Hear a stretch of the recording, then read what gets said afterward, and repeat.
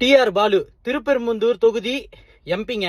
So அவரை பத்தி இந்த தொகுதியில் இருக்கிற பிரச்சனைகள் என்னென்ன அப்படின்றத ஒரு காதுக்கு போய் சேரணும் அப்படின்றதுக்காக நான் 2 காணொலி பதிவேற்றம் பண்ணியிருந்தேன்.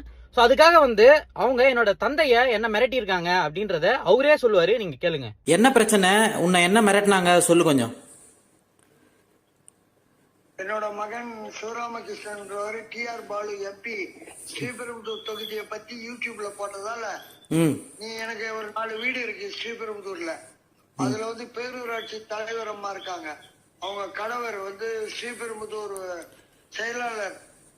அவர் என்ன நேத்து கூப்பிட்டு எப்படி நீ உன் மகன் இந்த மாதிரி எப்படி போடலாம், பாலுவை பத்தி என் கட்சியை பத்தி எப்படி போடலாம், அதனால நீ எப்படி வீட்டு வரி வாங்குவ, எப்படி நீ குடிநீர் கனெக்ஷன் வாங்குவ, எப்படி நீ இப்ப பாதாள சாக்கடை கனெக்ஷன் வாங்குவ, எல்லாம் என்னாலதான் வரணும், எப்படி பண்றேன்னு பாக்குறேன் அப்படின்னு நேற்று என் தலைவர் சொன்னாரு. சரிப்பா, அவரு சதீஷ்.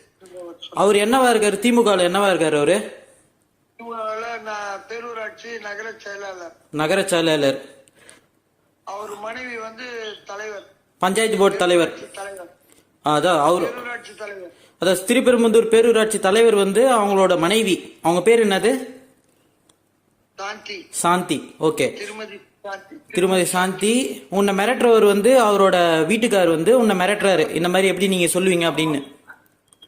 எப்படி இது பண்ணுவீங்க, கறி போடுவியா, எப்படி நீ பாதாள சாக்கடை வாங்குவ, குடிநீர் கனெக்ஷன் எப்படி வாங்குவ பாக்கலாம் அப்படின்னு என் மகன் யூடியூப்ல போட்டதால அவர் இந்த மாதிரி சொல்றாங்க. தொகுதியில என்னென்ன பிரச்சனை இருக்கு, பர்டிகுலரா திருப்பெரும்புதூர் தொகுதி என்னோட சொந்த ஊர் அப்படின்றதுனால திரு டிஆர் பாலு அவர்கள் என்னென்னலாம் ஃபோக்கஸ் பண்ணாம விட்டாரு அப்படின்றத பத்தி ஒரு காணொலி போட்டா அதுக்கு என்ன பண்ணணும், ஏன்பா இந்த மாதிரி எல்லாம் இந்த பிரச்சனைகள் இருக்கு நீங்க சொல்லிருக்கீங்க, இதெல்லாம் நாங்க வருங்காலத்துல நிவர்த்தி பண்றோம் அப்படின்றது வேற ஒரு விஷயம்.